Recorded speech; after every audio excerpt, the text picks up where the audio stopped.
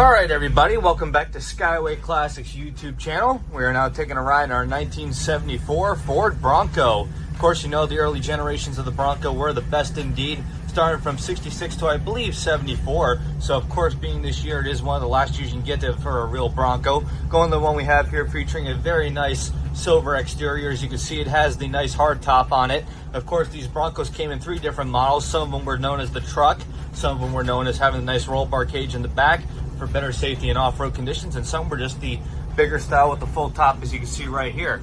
Other than that, is riding on some very nice beefy style tires, having the bullet hole style wheels on it, has the locking caps in the front for any type of emergency.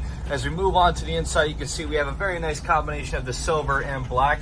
Twin bucket seats, as you can see. One of the weirdest things about this truck that I've noticed is it is an automatic on the column car, or vehicle. I should say back in the day, a lot of these vehicles were known as 3 on the tree. Some of them were 4-speed manuals, but of course, it does have the off-road feature as well. Coming across the dash, very simple and plain as it was back in the day. Having a speedometer, all your little gauges in there, and I think they actually all work if I'm not mistaken, yes? And then moving across the dash here, you can see very solid there, having the original style radio to keep it nice and classic. Even the classic steering wheel, of course, power steering. And let's test our brakes there for you as well.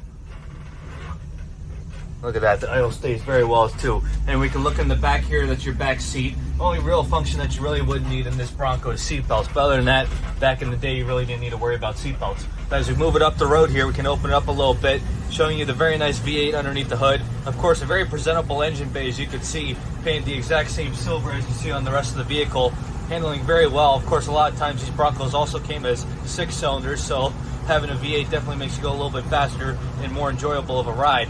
But of course, like every cool car, we have to get it turned around up on the lip. So if you have a moment, folks, just stay tuned with us to see the underneath.